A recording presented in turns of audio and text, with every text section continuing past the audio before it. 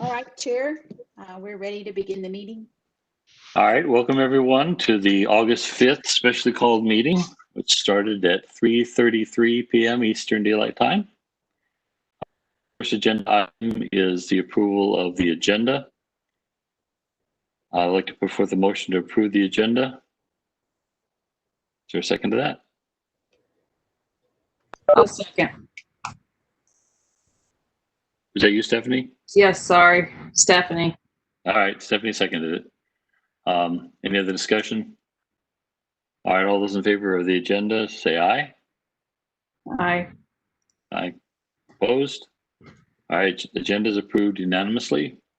The next item on the agenda is to review or to approve the minutes from the July 29th meeting. I hope everybody had a chance to read them. I'd like to put forth a motion to approve the minutes of the 29th meeting. Is there a second? I'll second. Stephanie will second. All right, Stephanie seconds. Any discussion of the minutes? Any changes that need to be made? Yeah, I just want to say that I've been checking the folder before our meetings and I'm not finding the most recent minutes folder. Erica, more than half of your words didn't come out. I think I got the gist of what she was saying, though. It sounds like for her, some of it, they're not showing up prior to the meeting. Is that correct? Yeah, I haven't seen an updated minutes or agenda since June. I'm not finding it in the drive. So you're looking at, just to make sure we're on the same page, you're looking at the JDA meeting agendas and minutes by date? Is anyone else having that difficulty? No. Yes. I'm not. Okay, well, that's above my pay grade. They should be there, Erica, so I'm not really sure what's going on. But I'm more than happy to double check or to send you a copy if that's somehow more useful to you. I think the problem is I'm looking at who is allowed sharing with it, and Eric is not listed in the list of people, the share list for that folder. Okay. Let me add her right now. That's probably the reason. I thought I was doing something wrong. Well, me too. I was very confused. June 30th is the last one I can see. Oh. I use Google Drive every day, all day. So. Okay, try now, Erica. Okay.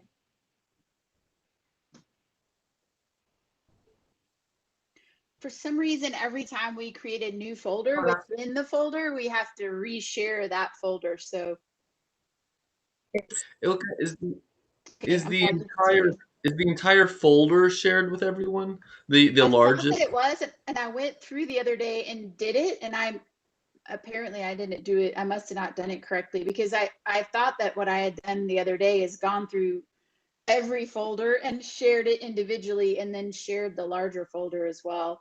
But when we get off the call tonight when I'm sitting in front of the TV, I'll go through and reshare all the folders again just to make sure we have everybody.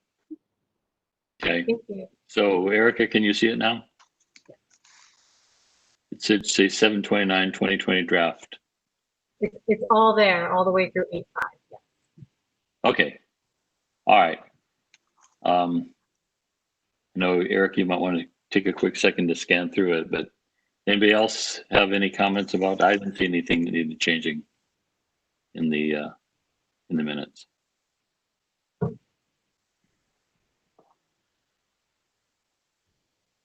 Anybody else? It's good. No. Okay, Erica, have you had the chance to scan through it? Yeah. All right. Assuming you haven't seen any changes, so all those in favor of approving the minutes of July 29th, say aye. Aye.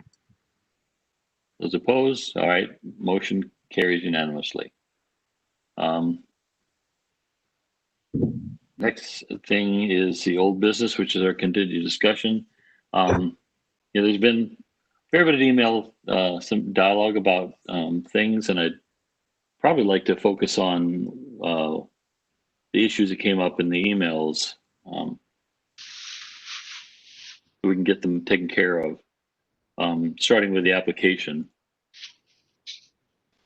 I don't know how best to. I've got the email with both Stephanie's and my comments on it. I don't know whether we just share my screen and cycle through it, or Ilka, you do that.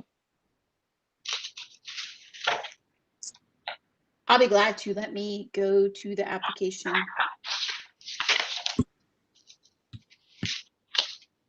I need to find the link, right? Let me find the link. Let me find it. Yeah, well, it was just an email. We put all of our comments in line in the email.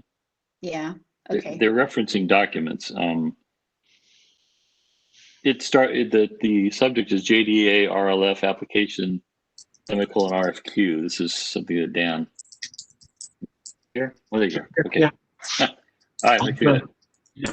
So definitely we provided some comments as in red, and I provided some comments in blue. Mm-hmm. So we just kind of quickly run through those.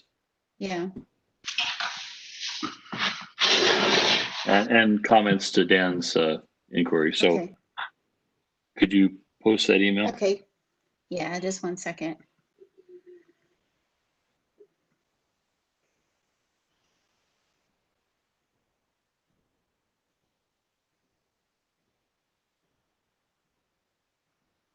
If y'all need me to, I have it up.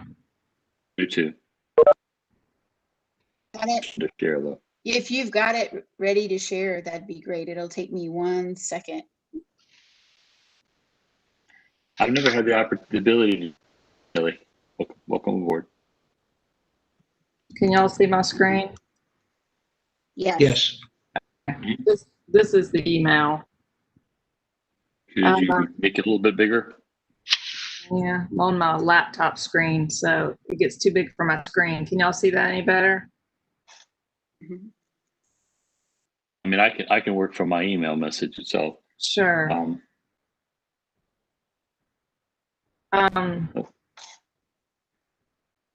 Okay, so the first one is Stephanie's comments about allowing for edits. And my take on the application in my blue comments is that I guess we get a lot of people to edit before they submit it. But once they submitted it, I don't think we want to go back and allow them to change anything. And as much as I'd like to help people out, I'd rather not us spend the time and effort going back to people and saying, "Oh, you forgot this." In other words, just put the onus on them to make sure that everything's correct before they hit the submit button. What is the general feeling of the group on that? I think most applications, when you submit them, they're submitted. I don't think that's out of the ordinary. And if we can put the wording is that the onus is on the applicant to make sure that all the information is accurate. And if we want to even say, and if it's incomplete, then the application is disqualified or no longer. I don't know, something to that effect. And it could even be, hold on, let me get to this view. We can put that comment at the end of the application. Like right before they sign, it says, once you submit it, it's final, no edits, blah, blah. Right. Yeah. Yeah, I think that's where we would put it. But I have a feeling there's going to be a lot of applications, and I think it's just going to be a lot of work for everybody to have to give feedback to them. Now, once the awards have been made, we can send an email to those who made errors and indicate to them maybe what the errors were and please submit in a future round. But that's my take on the issue. Let me offer, if you don't mind, a couple of observations. Okay. I think it's good to treat them as final once submitted. But here's a question, and this is not likely to come up. But suppose somebody wants to withdraw an application. How do they do that? They can contact Ilka because I've listed her name on the final confirmation screen, and she can just let me know and I'll delete their application. Okay. Well, I suggest we say that somewhere on the application that you can withdraw. Okay. I'll put it on the confirmation page. All right. And to go back to what David was saying a second ago, I went through, and again, Stephanie, great work on the application and the website and everything. The application, I think, the way I worked through it, it wouldn't let me submit an incomplete application. I had to respond to every block. Mm-hmm. You're not. It's automated that if your application is incomplete, it can't be submitted. Right. We can say that, but you can't. The thing that and David may have been going to get to this in just a minute, so forgive me if I'm jumping ahead, but we talked about this last time, and that's mentioned in the emails too, which is what if an application is submitted, every block is checked, and every document that's required is submitted, but we look at it and discover that there are what lawyers call manifest errors in it. And I bring this up now because David mentioned we could let them know. But the board needs to think about that because you don't want to assume responsibility for correcting errors. What if you miss one? What if you do it for one person and not the other? And if you, one way to treat it is that an application with a manifest error in it is not complete because you didn't submit a good application. And then you get to the end of the round and you're not included in the list of lucky winners, and you get an email saying that your application was declined and the reasons for it are the reasons stated in the application. At that point, they don't know whether it's a manifest error, they didn't score high enough, or we think it's not in the best interest of the local governments to approve it. And that's as far as I got in my thinking, but kind of connected with the idea of editing and fixing or whatever an application is whether it's incomplete, and that leads to a consideration of whether what we do about applications with errors in it that we do spot, even though we don't have the responsibility to spot it. Well, that's what I was recommending is that they submit it, and if there's something wrong, the things that's going to be wrong is the stuff that they upload, the documentation they upload. We'll find some error in that, and I personally don't feel we need to notify them if it's an error. Then their application is null and void for that period. At the end, I still think we could, if we chose to, email them the ones who did make errors. We could email them, say you were declined because of these errors, and we can list their errors. Hopefully, they'll be few and far between, but only after we've gone through the whole process would be my recommendation. Yeah, I was seeing if Cobb County said anything about incomplete applications. I didn't see anything. I didn't either when I was looking at it, and I don't when it did. I did work on some language, and I can send this around after we get through talking for folks to look at it. But what I drafted was, if manifest errors in the application or supporting materials come to the attention of the JDA, your application will be considered incomplete and will not be considered. The JDA shall have no obligation or liability regarding errors or omissions in an application, whether manifest or not. And then there's other stuff that I've got here, but that's later on in the email, and I can save it or give it to you now if you like. But it's my nature to try to not accept responsibility on behalf of the JDA for anything that can be a problem. And somebody said earlier, the onus is on them. I don't think it's up to us to fix it. And, if you start notifying people that there's a manifest error, what do y'all think the next email you're going to get is? Well, what is it? So, Yeah, I don't want to do that. Yeah. Well, the only comment about the actual wording is that manifest error sounds like a legal term. It does. Doesn't it? Yeah, and I don't think people who was reading the application would know what a manifest error was. Just an FYI. Okay. So the question is, do we? I don't want to personally don't want to give feedback as soon as we received it and say, hey, you've made a mistake, go back and resubmit it. I think we should tell them that if there's any quote unquote manifest errors, that the application is not valid and will not be considered or whatever. But the question will become afterwards, do we give them feedback for the next round as to what they did wrong? I think that's where we can use the the referrals to some kind of counseling, they can take their application somewhere and let someone else tell them what they see as the error instead of it coming from us. And then that way we're not liable for bad advice. Not that we give bad advice, but like No, I how bad understand. advice is received. Well, but the question is, do we send them an error saying you are not, your application had errors in it? Please resubmit for a future round or something like that. Not tell them what the errors are, just tell them that there were errors. Why can't we just say that your app, something to the effect that their application just doesn't meet the requirements? No, that doesn't, I don't know. Yeah. What if we don't tell them anything unless they get it? Like it's positive reinforcement only. And if a funding round has ended, we've announced the winners and you weren't in it, then you didn't get it. That's what Cobb County's doing for this very reason, probably. I'm fine with not giving them any feedback if they've made errors. We tell them up front that it's their responsibility. So they know the consequences of making errors. So I'm fine with not notifying them at all. Okay. I'm taking some notes, and I agree with that. But one of the other comments, and I don't mean to jump ahead, but one of the other comments was that you can reapply. And I think we would say you're not automatically, your application doesn't roll over. That's right. That you can reapply if you want to.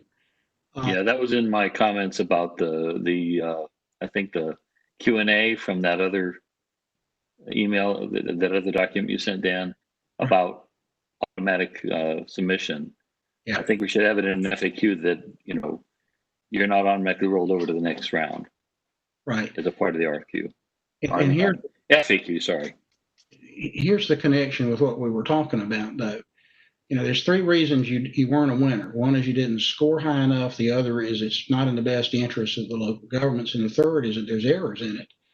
If we don't tell them that there's errors in it, then they'll make the same errors. So I don't want to get involved in that, but I wouldn't want the JDA to be criticized for, you can imagine what people might say, well, you knew it was wrong, you didn't tell us, we kept making the same mistake, you could have helped us and we didn't get our loan and therefore we're out of business. I'm perfectly happy with what was said. You're either a winner and you get notified, or you're a loser because you didn't get notified.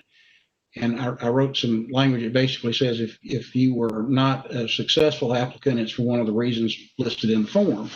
So it's not to pick and choose among them. But I guess I'm just pointing out, be aware that if there's an error in what they did and they reapply, more than likely they'll do it again. Yeah. Well, if they, go ahead. Could that be a case where if they're denied, we could direct them to one of those resources, Ilka, who might look at their application and say, oh, well, you did not send them a profit and loss statement. You sent them some Excel spreadsheet, and that's not what they were asking for. And the numbers don't add up. Yeah, what do you think about that, Ilka? So it takes the onus off us and gets them in touch with someone that might be able to help them. Yeah, I think that's one thing that we'll have to think about, and we've got that list of I think it's 2 or 3 different community resources that have agreed to help people with their with referrals and with applications and things like that. We're gonna have to, and it's hard to know what we're asking the partners to do for us because we don't know the flow on the front end, how many it'll be, and we don't know if they help the people who were approved to look at their finances to make sure that they can use the loan in the most beneficial way by helping them do like a financial review and just kind of look at how their operations are right now. And then also the ones that don't get approved, for them to review them as well. That means that they would potentially help every single applicant either that got it or didn't. But yes, in theory, I think it's a great idea. It's just hard to know what we're going to be asking our partners to do in terms of volume. But I guess that's not a specific issue to this specific question. Yeah, I don't think we have to decide right now what we're going to do for those who made errors.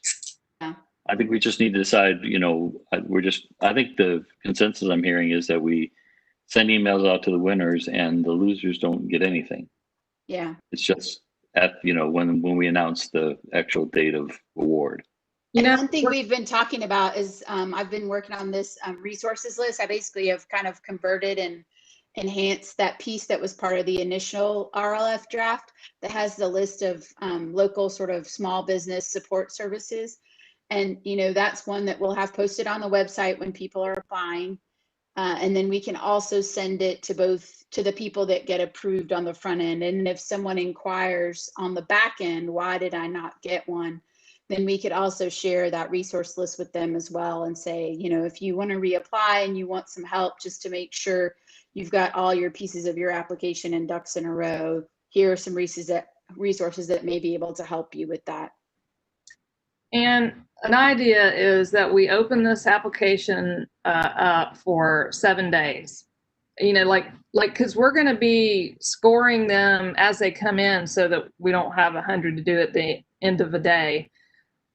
What if we notice that 90% of them don't give us what we need? Then we know it's a problem on our end and we need to make adjustments. But if just like 10% of the people aren't giving us what we need, we'll just leave it as is. Meaning, let us adjust how we respond to this based on the first week of applications, which will probably be the highest.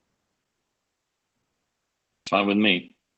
What do you think about that, Dan? Don't say we're going to do any one thing in particular, but be responsive to the environment once we start taking them.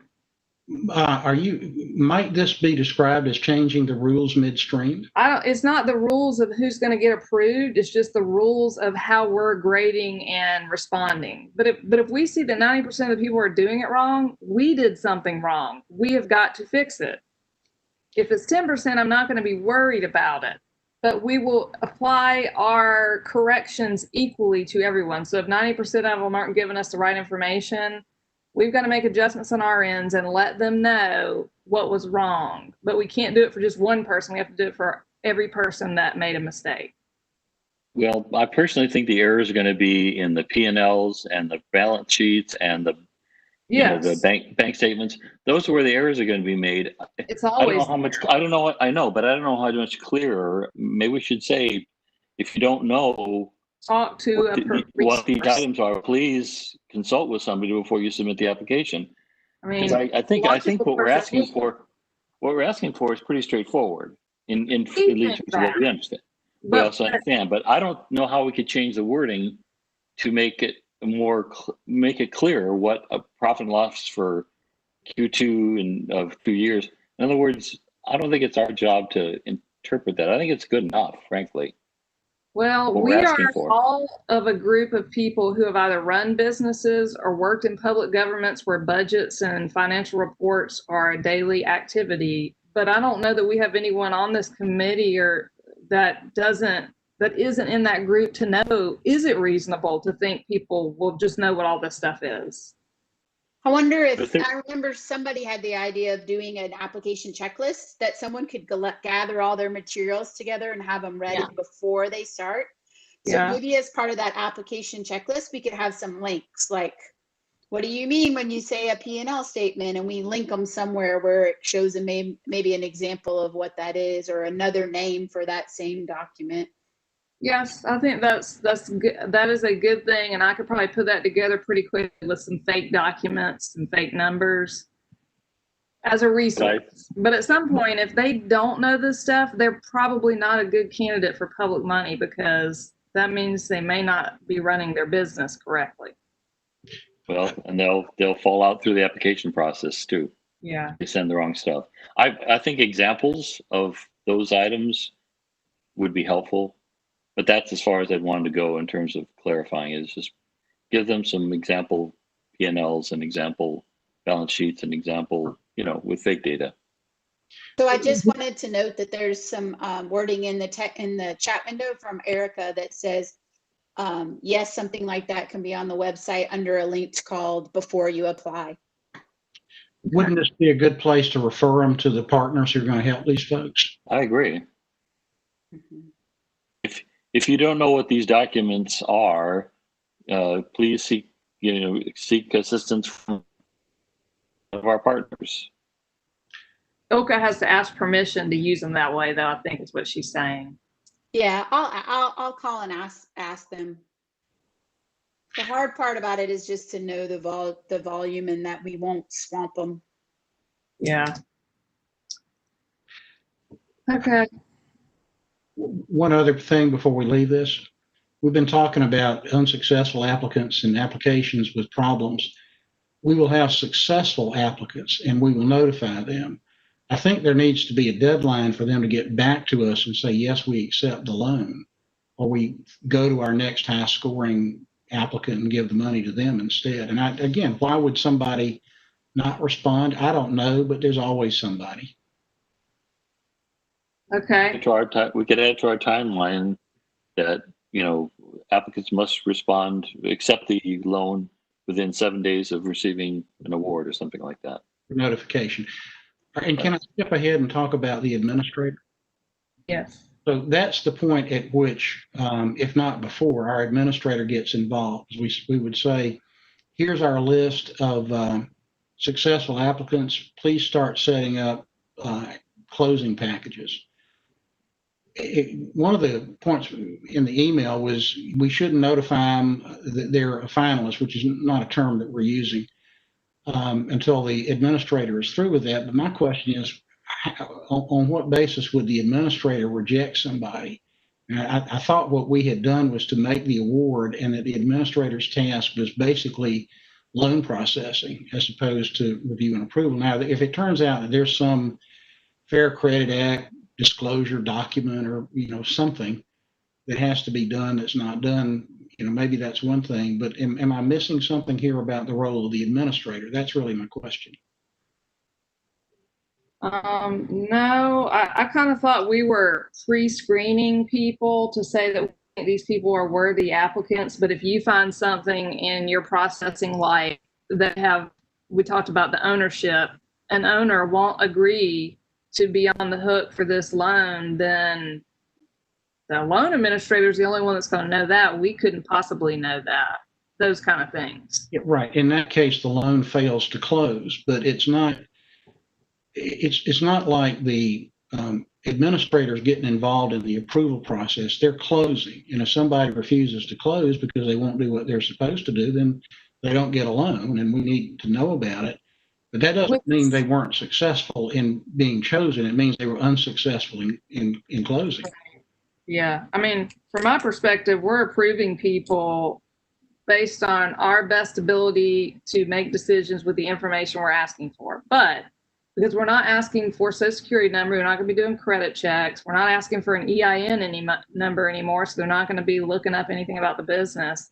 But if our loan administrator is a banker here in Athens local, and a business applies and they happen to know the owner of this business and know that something is fraudulent on their application, I would hope that they would tell us. I would hope so too, but I bet you the contract that we end up with says they don't have any obligation to. Yeah. Well, then I guess the answer is we're approving them. You're pushing the papers.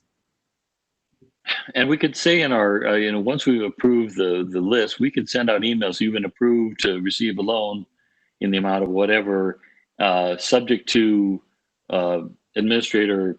I don't know, just cover the base in case they do find something that disqualifies them. Okay. Something to that effect. I like that, David. How about email only, correct? Yeah, I don't think we need I think the email is a legally binding instrument, isn't it, Dan? It depends on the Electronic Signature Act and things like that. But what we're doing is creating a contract.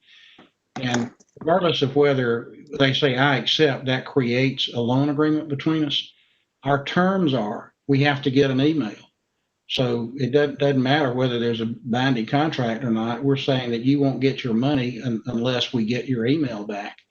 And, if for whatever reason, suppose their website is down, or suppose they've been hacked or whatever, and they don't find out and don't come back to us. In the meantime, we've already committed all the money. I'm sorry, but for whatever reason, we didn't get an email back, and it's a condition of you getting the money that we did. So I'm comfortable with it. Okay, well, so we're planning on doing this all by email. We send out acceptance letters via email and ask them within 7 days to accept it by email. So our website didn't get involved. The only thing that's involved is email systems. So if we're fine with that method, then let's just go with that. I'm fine with it. Okay. All right. I think we've beaten to death this topic. What else is? Okay, if you could either scroll up or down, I can't remember what's next. I'll look at mine. Trade secret. I think Dan or Dave and I have agreed. Let's just throw that whole thing out the window. Yep. It's just too complicated to try to get all that documentation. Is everybody okay with that? Can we agree on that? Yeah. And move on. Yeah, I don't think we're really going to be pulling trade secrets out of this little tiny bit of documentation. Right. Okay. All right, I agree with that, but let me add, I think that we need to put a disclaimer in here that by submitting this information, you waive any claim of trade secret or other protection. I agree. And for your bedtime reading, I put in the Google Drive folder a copy of a case out of Athens where the university system got in a lawsuit about tort liability. The company didn't file a trade secret affidavit, but ended up being able to maintain an action because of what the university did on the grounds that it was a trade secret. So I wouldn't want us to get bit because somebody after the fact claimed that it was a trade secret. They didn't have an affidavit, but for whatever reason, I'd like to tee it up that if they submit that, as far as we're concerned, it's public. And if there's any claim of privilege or confidentiality, you're waiving it by submitting it to us, which means that if a member of the public asks for that information, then, we're going to have to provide those records under the Open Records Act. So I just, Correct. Y'all need to be aware of that and be sure you don't have any problem with it. So I think on the execution and signature section, we should add a multiple choice. I added in the wrong place. Where is it? Down here. Add a multiple choice, but it's a checkbox where they have to agree that they understand everything they submit is subject to open records. You submitted and there's manifest errors in that whole statement. It's your responsibility. You have to accept the loan within 7 days of being awarded it. We'll notify you by email. Make them agree that they understand all these things before they submit. What do y'all think of that? I like it. Yeah, Sounds good to me. Need to come up with the language for those bullets. And I've taken notes here, so I'll take a stab at it, and then I'll send it to Dan and ask him to legalize it. And then we'll consider that issue resolved. Did you see also where, even though it says it on the website and in several places about all the public benefit stuff? Yeah. Yeah, I can tell you, I'm that person who would go to the website and just hit apply now and not read all that other stuff. It's likely. And so I thought you just put that checklist of public benefit commitment up above the eligibility so that they know what they're checking off. I moved it already. I thought that was a good recommendation. Thanks. Yeah, it's there. Because I wouldn't read any of that stuff in advance. I might go back and read it later after I submit. Okay. So Ilka, could you scroll down just a little bit? There's Stephanie started commenting about, there's a document that Dan sent that had Yes. mostly FAQs and some comments about stuff and requiring somebody to be 18 or older. Do we need to do that, Dan? The 18 thing? Yeah. I mean, why not? Well, you have to be a business to apply. These are business loans. And we ask for the type of business organization that you are. So an entity has no competency issues having to do with their age. However, somebody who is an officer or representative might be a minor. and we're forming a contract here. So I think what this ought to say is that, the individuals acting for the applicant are at least 18 years of age. Practically speaking, we won't have a problem, and so I'm not really strong on that, but I think it makes sense to do it, and why not? So here we would add applicant is at least 18 years of age, or Well, the applicant is the entity. The question is the individual acting on behalf of the applicant at least 18 years old? Couldn't we put that in the text at the end with that they have to say yes to? Yeah, that'd be a good place. That'd be a good so place. it's not an eligibility thing? No. I don't want to change it. We've already have our eligibility criteria set and Oh, approved. yeah, okay. So I don't want to mess with that. okay. It's just more verbiage that they have to agree to at the end just before they sign. Okay. And Dan, and you can start it, and Dan can help craft the wording for that. Okay. Yeah, Stephanie. Okay, Stephanie, you got it right. Yeah. I just made comments on the document Dan sent, as did Stephanie. I don't think we should ask them about largest business or anything like that, like she indicated. Do we allow people to apply for multiple businesses? That's a question that we need. In other words, can one person apply for 2 loans? I say they should be able to if they have 2 businesses. I agree with that. Does anybody feel strongly otherwise? Okay. It would need to be 2 different applicants. So if I've got a string of convenience stores, they're probably all under separate LLCs anyway. So you'd want each LLC to apply. Otherwise, you've got one entity applying for more than one loan, which it's the same entity. It would have to be a different legal name of business, right? Mhm. But the same individual could fill out the application. And the same ownership even. So Yeah. Right. So the business profile needs to be unique, is what you're saying. Yes. Yes, I agree. Okay. All right, that's fine. Most of my comments in blue had to do with the FAQ section of the document that Dan sent, and I don't really want to necessarily go through everything in that list. You just want me to pull those FAQs related to these things you pulled out and put them in our FAQ, is what you're asking? Yeah, and then the way everybody can review and provide comment on those FAQs if they want to. They don't like the wording or whatever. Okay. That would save us, having to go through them right now. So yeah, if you could add each of those highlighted in yellow things from that document Dan sent as an FAQ. Okay. Use my answers as the first cut for that. Then Sure. we can review it. All right. Okay. All right. The last thing, I think we're through with the application. Does anybody else have any other comments about the application? I think we've kind of hammered it out. Hallelujah. All right. I don't know that we need a motion to approve the application, but let's just get all these changes made, huh? Let's motion to approve it. With all the changes that we've discussed. Yes. All right, I'd like to put forth a motion to approve the application form as with the changes that we've discussed. Is there a second to that? Erica. Is it Erica? Okay. Erica seconds. I think we've had plenty of discussion unless people have a last minute comment to make. All right. All those in favor of approving the application form, say aye. Aye. Okay. Opposed? All right. We're through the application form. Yay. The other document that we need to decide on is the RFQ.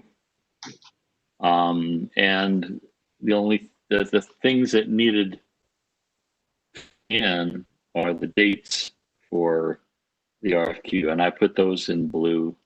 They should be right there on the screen, Stephanie's screen. Can y'all see Um, them? Yeah, I mean, yeah, oops. Can you remind me what the dates, what the deadlines for the application are? It goes live on the 10th, and then we should be getting them in. We're closing it on the 17th, is that correct? 7th, the 7th. No, not for the RFQ, for the application. Yeah, the September 7th was the target date for Oh. application closing. Okay, for some reason I thought it was going live on the 10th of August and closing on the 17th. Because we need to have this part done first. Yeah, I don't have the email in front of me where that was stipulated, but Stephanie, you remember better than I do. I read it somewhere. I'm the one that came up with that date out of my I know. mind. So, Right. let's see. It was in this email. Okay. Yeah, September 7th sends. Okay, so final application review and approval ending August 31st is when the application. No, August 23rd is closing it. So that all of our post-processing happens between August 23rd and September 7th. I don't know that we're going to have somebody to process it for us. Well, I mean, that's why Dan said that he felt we could get someone by then if we followed that timeline. Okay. If we don't have an RFP, if we choose somebody based upon the information in the RFQ, we should be able to meet that deadline. Correct, Dan? Yes, and I think we can pull forward or pull back the date. So if we issue this on the 7th, which is what, Friday of this week, give them till the next Friday. I mean, 2 weeks is great, but they can do what they need to do in 7 days. I mean, they're going to be interested or they're not. And then give ourselves another 7 days, and then we're done by the 28th. Yeah. Okay, we're talking about the RFQ dates, right? Yes, Yeah. we are. And I agree. I don't think we're going to end up needing an RFP. So Right. it's the 7th, the 14th, and the 21st. We're done by the 21st, really, unless we need to have If- an RFP. Right. If we issue it by this Friday, then we would get the responses back by the next Friday, which is the 14th. And then we'll take another week to decide who our administrator is, right? Is can that do it. agreeable to? So, worst case scenario, what if we don't get any submittals? Yeah. Elka, I guess you're going to be the administrator, huh? Guess I'll be busy, huh?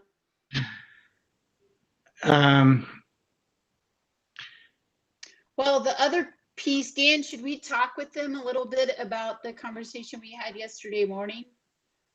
If you're ready to do that, sure. Well, I think it's public since it was discussed last night at the mayor and commission meeting, which is that the CARES Act, so some of the bigger communities above 500,000 population, they've had their CARES Act funds for probably a couple months by now, or at least 6 weeks. So Cobb County, DeKalb County, Gwinnett County, all sort of had big business loan, business grant things that happened, programs that happened. Well, smaller communities, the funds were taken from the federal government and given to the state. So the governor's office of planning and budget then allocated the funds out to smaller communities like Athens-Clarke County. And earlier this week, late last week, the department heads were submitting, either reimbursements that they had for the funds. Athens-Clarke County has been designated, I wish I could remember the number right now. I think it's 6.1 million or 6.6. I can't remember, but by the end of September, it's 6 million. I don't know what the total is. I'm sorry, by the beginning of September, it's 6 million. Yeah, and that's Yes. 30% of the total prospective allocation. Oh, I hear a familiar voice. I'm glad someone here is here who can talk about it a little more knowledgeably. But 1.6 million of that was indicated by the commission that they wanted to use towards small business grants. And I'll let the mayor talk a little more about last night, what happened. Great timing, Kelly. Sure, glad to help. I mean, really, I think Dan and Elka have covered a lot of it. And I'm very familiar with the sort of pass-through reality of a lot of federal funds. When I work in public education, I had to handle federal funds that went from Washington to Atlanta to Athens to the school where I was principal.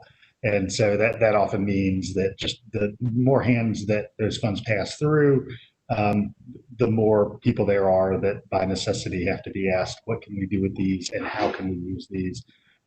And so unfortunately, given the scale of this community relative to Cobb and the city of Atlanta and those other 500,000 or larger cities, we had to wait a little while for OPB in Atlanta to determine how the funds would be released. So there are some key timelines.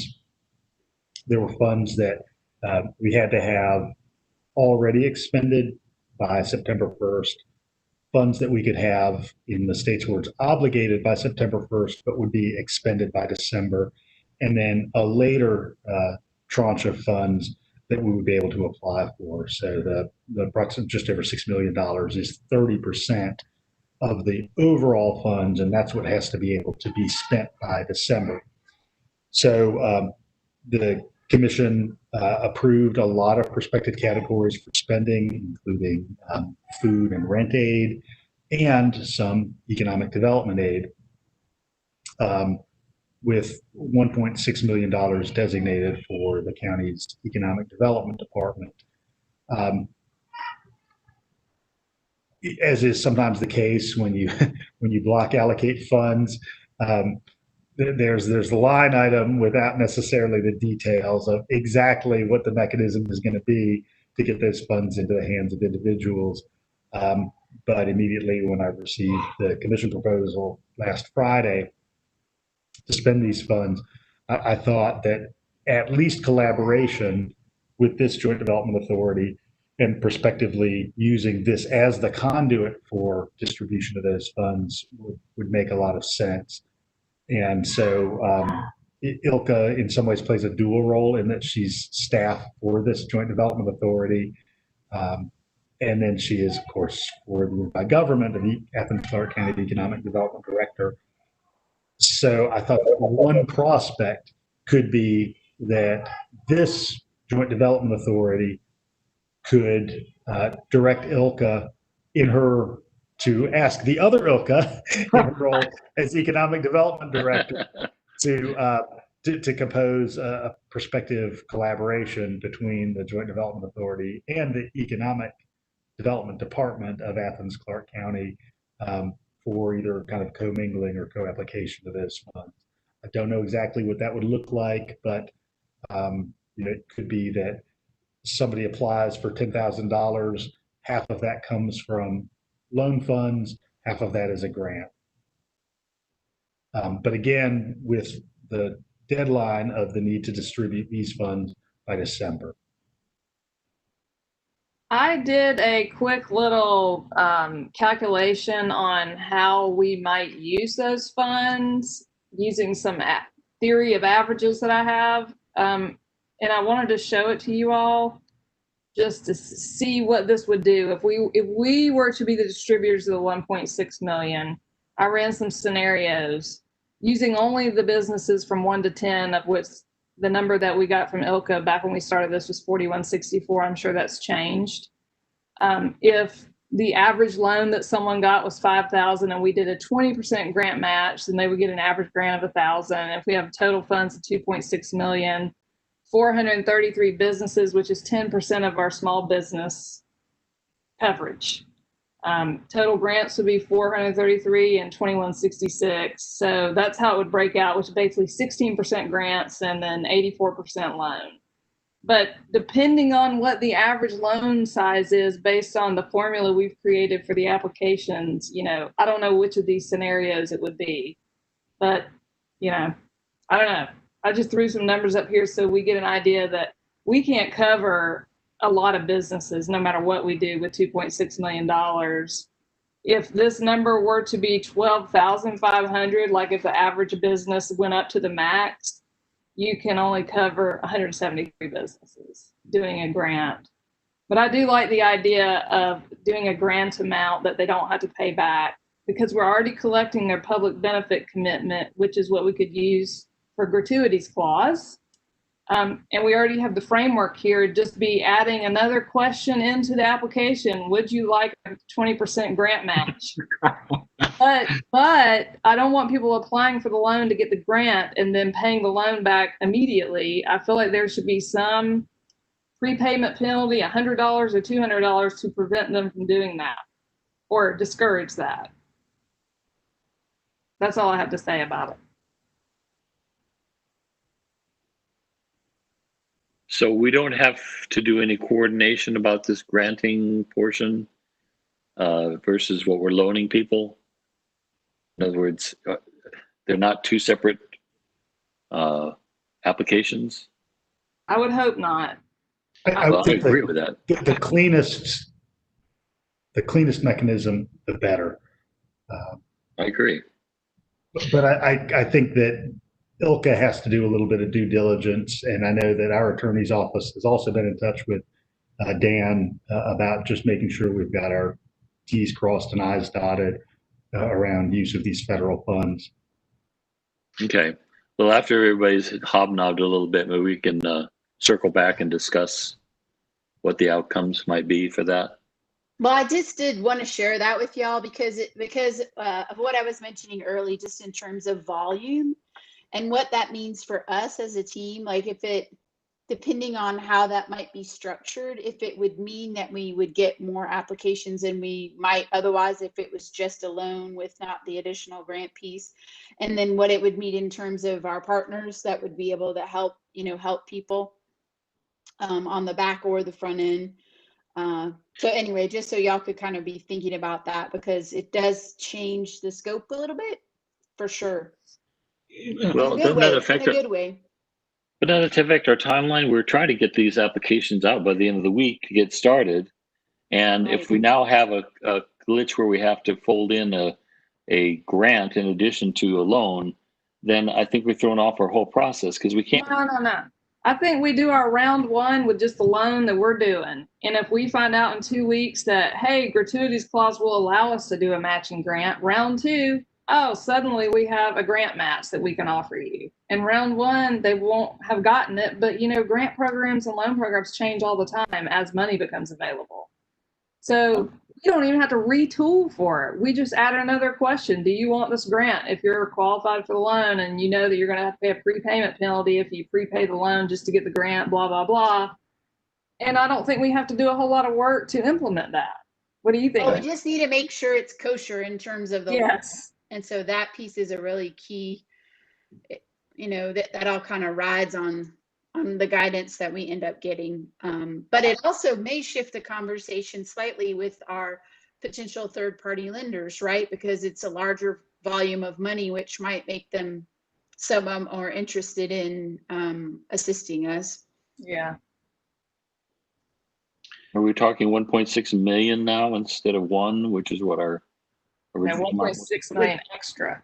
Plus the one, so a total of 2.6 million. Okay. 1.6 million would be those federal CARES Act funds, but they are passed through the governor's office of planning and budget.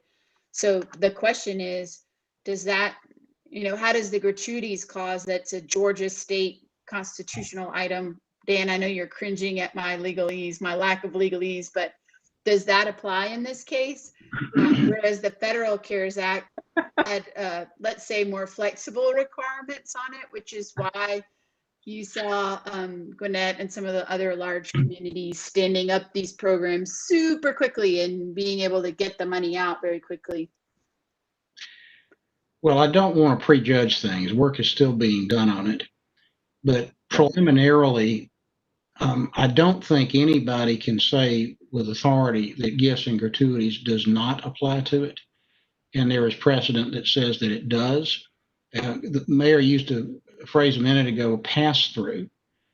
And if the state or the authority were acting as an agent, maybe it is a pass through. But for a while, it's our money. And there are, I know of a couple of cases that treat it that way, that if it's even if it's federal money, there's a state highway department case that deals with that, where and this was public improvements. I mean, the courts apply gifts and gratuities for what a public body does with another public body when the money's going into public infrastructure. I know it's kind of unbelievable, but they do. But the court said, and I think it was the Court of Appeals, you usually get a better shake from the Court of Appeals than you do the Supreme Court, said, yeah, gifts and gratuities applies, but there's substantial public benefit, but it was public infrastructure. So I am, first of all, I'm very proud of this JDA. I mean, it's a great compliment that the JDA is being considered as the vehicle for this, and that's because y'all are doing such a great job. I would want to look through the documentation to make, because making a grant is a right serious business. But my preliminary impression is that we would be able to do this. I might have some thoughts about the documentation and the wording, but it's without major disruption. And that's the point. I mean, the JDA, thanks to your hard work, has got an infrastructure, there's that word again, that's almost ready to go with this. So it'd be much faster and efficient to use a JDA and the program that we've worked so hard setting up as the vehicle for this. So I believe that we need to be thinking in that direction. It's up to ACC about that, but from the JDA's perspective, if we're called on to do it, then we need to be prepared to do it. And I think we can do it in relatively short order, but perhaps not as short as this week.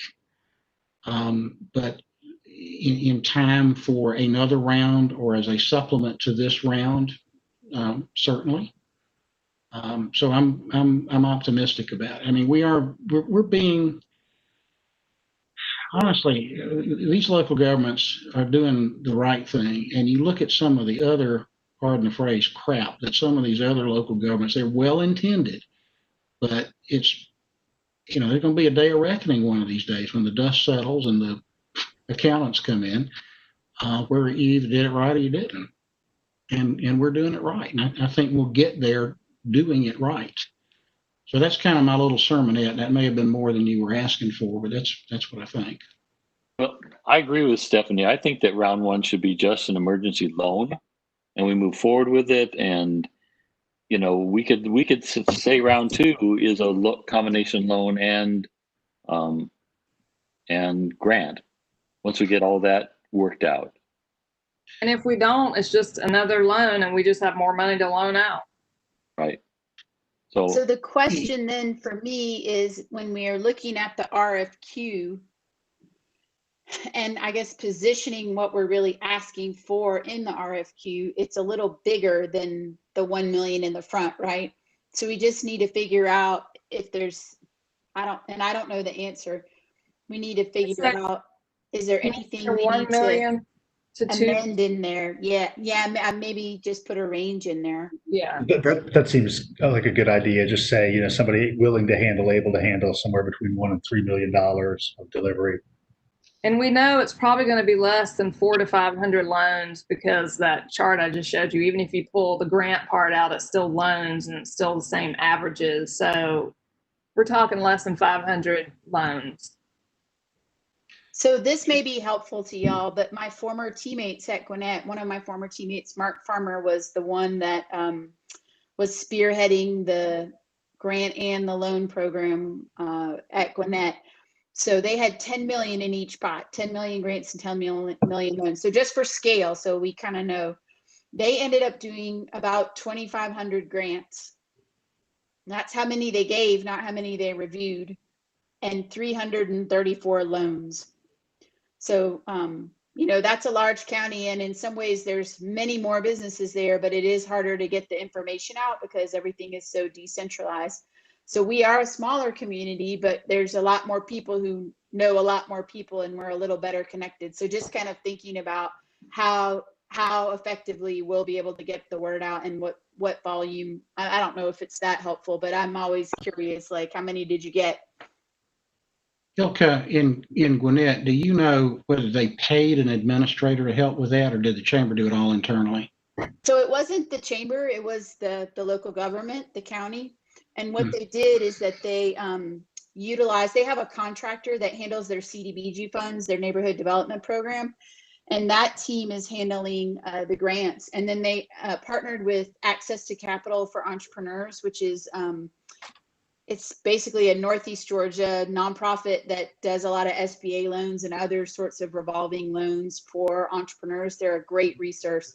That's one of the people that I had talked with about perhaps helping us. So they're handling the loan side, which is sort of what I was getting at when I said, she told us for $1 million, it would be hard for them to break even, but 2.6 million might be, I don't know if it still is not enough volume that it might make sense.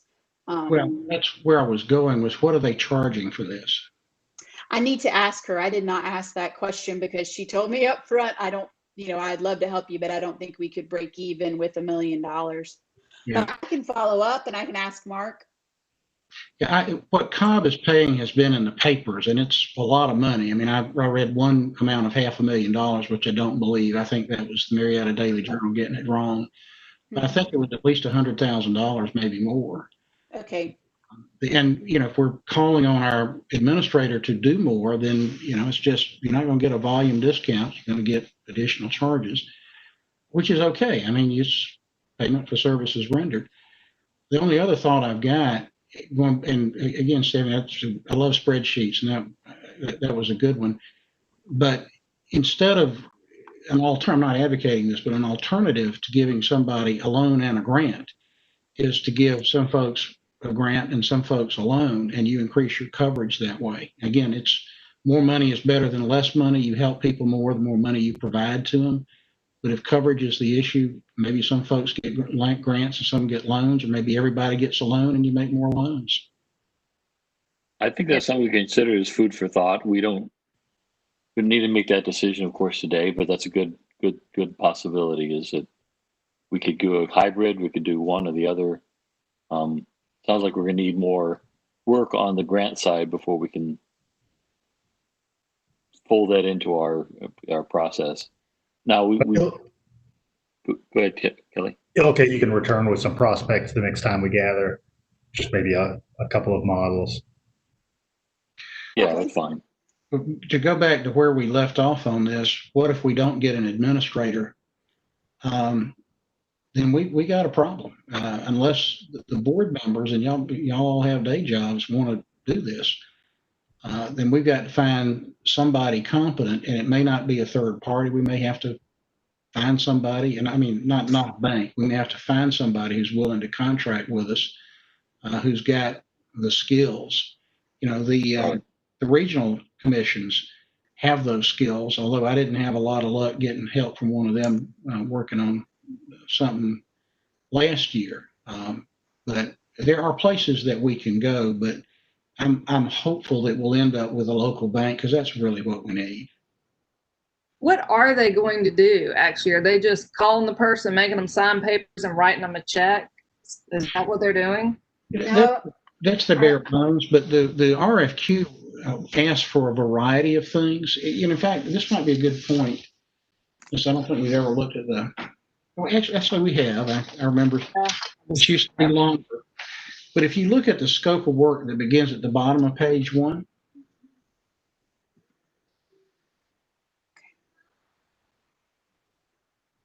Yeah. Okay.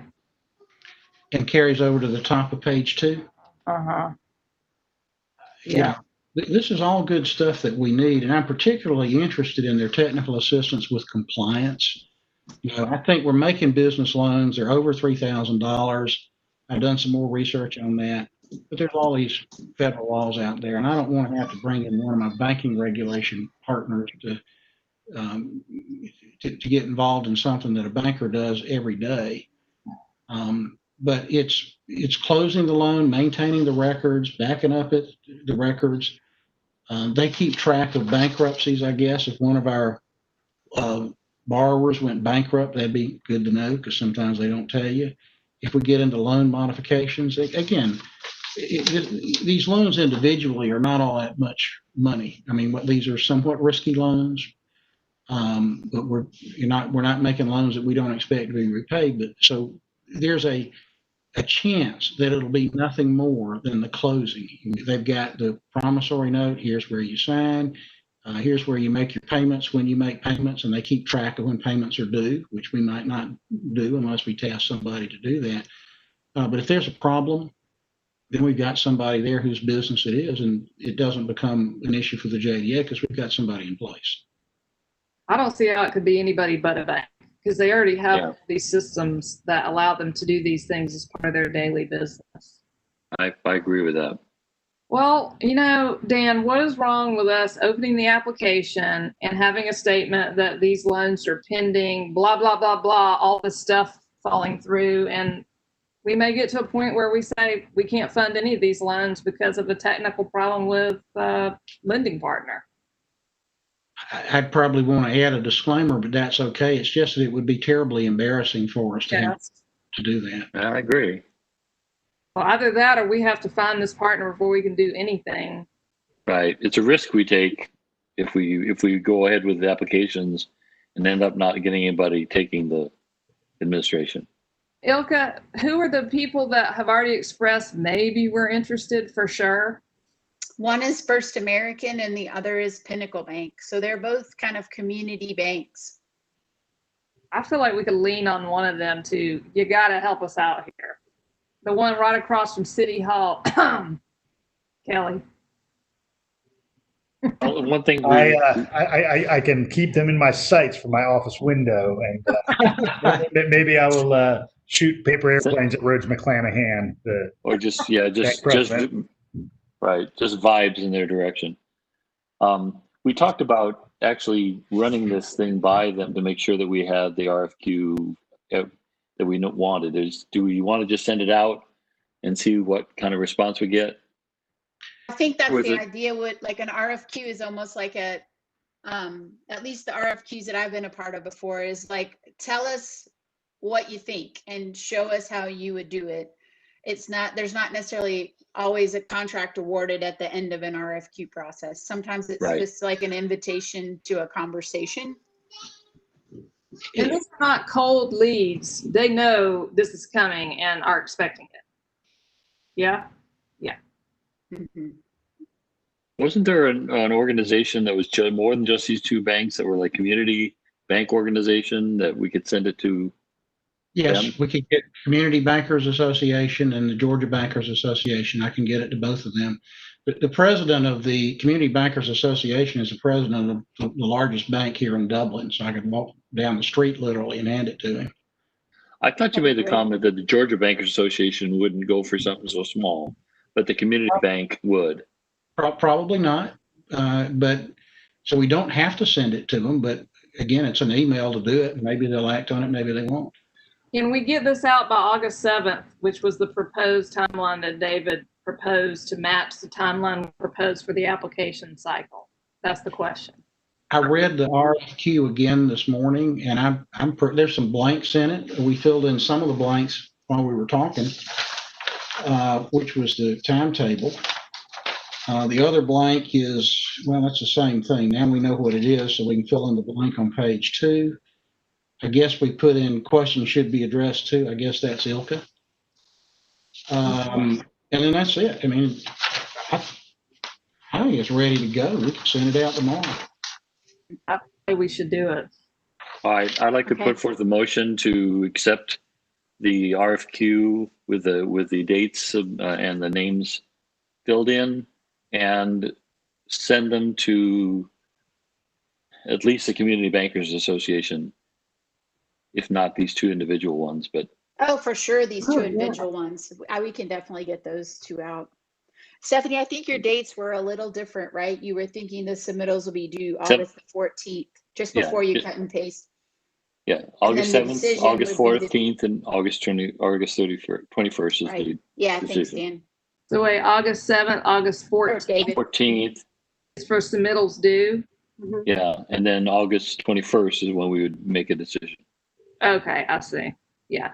Can I suggest that we go ahead and send this out to as many banks and associations as we can think of? That's even fine. If they've That's said fine. no already, until they say no on paper or just don't reply. I think the wider the net, the better the chances of getting somebody. So let's do that. Yeah. All right, so that's the motion to send it to all associations and with the dates and the names filled in this.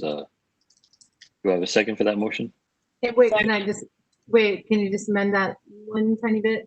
Not, yes, both associations and all of the local banks. Even if they've already said no. Okay, all right, and the 2 associations and all of the local banks. Yeah. All right. Is there a second to that motion?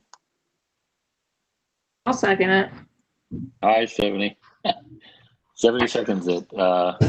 We've talked about this a fair bit, so unless there's any other comments, I'd like to vote. All those in favor of the RFQ and motion?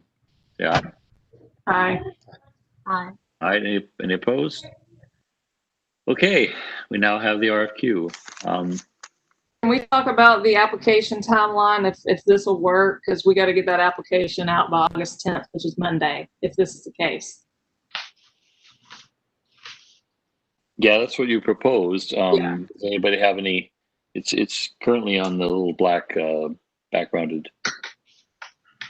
I'll be honest, I'm a little nervous to go ahead and send an application and have it live before we know who's going to be handling it on the back end. That way, if something occurs during our RFQ process, we've already dedicated ourselves to a public timeline that we may not have the capacity to be able to meet.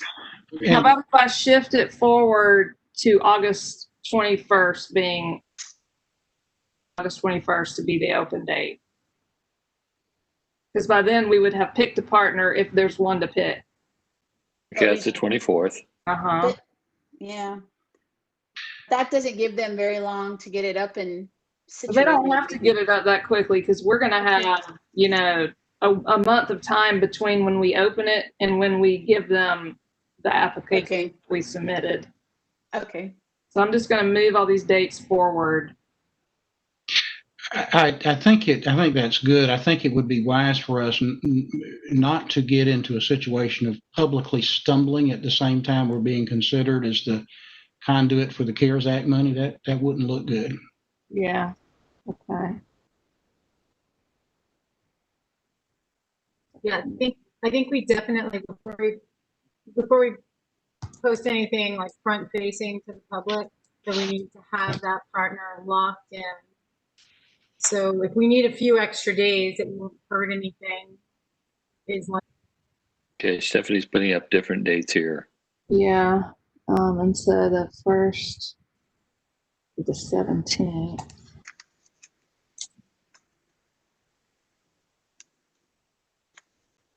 That would be the 21st. How does that work?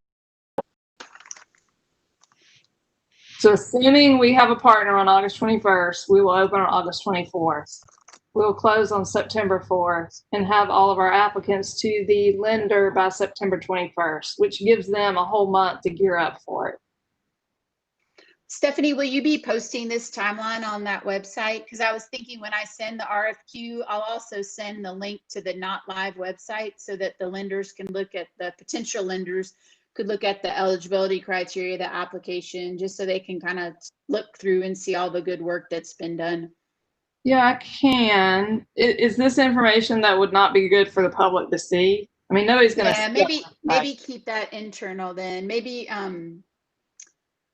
Tim could add those to our minutes or something like that. And then I can copy and paste them from the minutes when I'm sending out to the potential RFQ responders. That way they can kind of see what's there.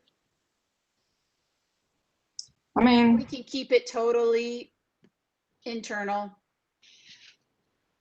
I don't know. I mean, I don't really know if it's bad if they see this. It is the real timeline. I'm just thinking if I were a bank thinking about responding, I would kind of want to know what the expectation of the JDA was. What if you just put this in the RFP? That this is our timeline for the loan application process. The RFQ offers the loan documentation or the program documentation as it exists today. So that's an invitation to them to ask us for that. There's no reason not to attach it, but it'll be all over the world. I mean, if you do something like that, everybody on the panel will have a copy of it. Mm. Okay, so what are we doing here? I'd say send it to them and let them ask for it, because they will. The ones that are interested will ask and the others won't. Okay. All right, so then if the So Kenny, RFQ has could you his, maybe just cut and paste that and send this to our team, or just post it to the Google Drive, and then I'll have it in case someone does ask, Yes. because you've laid it out so nicely. Okay. I have to look here in 12 minutes for something else. okay. What else do we got? Yeah, I mean, everybody please review the website and the application form for making sure that we have all the pieces. I sent a few comments to Stephanie about both of those pieces. So please review that and send her any, or send her the list if it's something that we feel like we need to discuss. Otherwise, just send it to Stephanie for changes. I think the only thing left, we've got the biggest pieces done. I think we just have our reports. As far as the agenda, our staff and attorney reports. Unless there's new business that anybody wants to bring forth. I don't hear any. Okay. All right. So the next agenda item is the staff report. Do you want to add to what you've said already? So I did get a public officials / general liability quote back from Alliant Americas, who's the insurer for Athens-Clarke County. I also have contacted GERMA, and I've submitted an application to them for coverage, and I'm hoping that I'll get it back in the next day or two, hopefully. So you want me to just tell you the total sum? I'd like to hear it. Okay, it is, hold on, let me scroll down. The total cost is $9,517.54. Who'd that come from? Per what period? Alliant Americas. For what period of time? That's a year. An annual He premium? said, let me flip over to my notes. That's a little high. Was it 9,000? Is that what I heard? Yeah, $9,517.54. And what is the amount that it's covering in terms of liability? What I might do just to save time is I can post this on the share drive. I can go through it, but I think it'd be quicker if you guys could just kind of take a look at it. Fine. So the policy coverage term, actually boy, it is higher than I thought. The policy coverage term is last September to this September. It sounds like their renewal date is the end of September. So I'll need to ask him then if that's just their annual fee and they haven't prorated it from now until September. Let me look in my notes when I talked to him the other day. That's the federal fiscal year, I think. So that's what they're doing. That's an annual premium, and it would be less. Of course, we got September 1st looking us in the face, so we'd be paying the annual premium plus a little bit. Right. Yeah. Yeah. If we put it on the drive, if we put it on the shared drive though, does it make it an open record? Yes. Right. Okay. Yeah. Okay. It is. Okay, that's fine. Okay. And then I'll let you guys know, and I'll share once I hear back from GERMA. That's the Georgia Municipal Association. Is it ACCG2? They sort of have their management agency. Okay. Okay, sounds good. Anything else, Ilka? I think that's it. Dan, any other comments from the attorney gallery? Well, I've been doing DDA teaching, and I've got sidebars 2 days in a row, so I could give you an impromptu 30, 40 minutes of legal. That's the kind of reaction I thought I was going to get. So yeah, I think we'll pass. I've already taken the training, so I don't need to hear it again. I'll let you. I've been sending from 8:30 to 4 every day, so now. One thing I forgot to mention to y'all, I just discovered this. The loan application that we've been working so hard on, in order to allow end users to upload files, they have to have a Google account or a Gmail account, which means that they can't just anonymously fill it out. So I made a page on the website that says, application form. You must have a Google or Gmail account because we need you to upload documents, and that's required by Google. Click here to apply. So everybody I know has a Google or Gmail account, and if they don't, they can set one up for free. What do y'all think about that being a requirement for the file upload part? It's not our requirement, it's Google's requirement. I don't think we have any choice but to require that. Here's the legal phrase, it is what it is. I like that. They don't have We to need to- try. Yeah. That's the only Okay. thing they can use it for is just to fill out the application. They don't have to take mail or anything. So Yeah, I just wanted y'all to know. Because even if they don't have Gmail, they can take a regular email account they have and make it a Google account. They don't have to get a whole nother email. Just Right. FYI. Okay. But that's why it says that when you go to that form, David, you ask that question. Right. I know. I had a feeling that was the case. I just wanted to see what the constraints were. Okay. Yeah. All right. The next agenda item is our next meeting time. David, let me ask something real quick, David. Yeah. And this is for Dan and Kelly. Offline at some point, I'd like to discuss also some of our CARES Act funding being put up in the same manner for grants, so we can have that conversation offline. Okay, good. Well, I mean, we've gotten everything other than the changes that Stephanie's going to make, and we've approved the application. We've approved the RFQ. At this point, I think we're waiting for feedback from the applicants. I mean, from the RFQ people, right? Yeah. I don't know if we need to meet until we have something to talk about.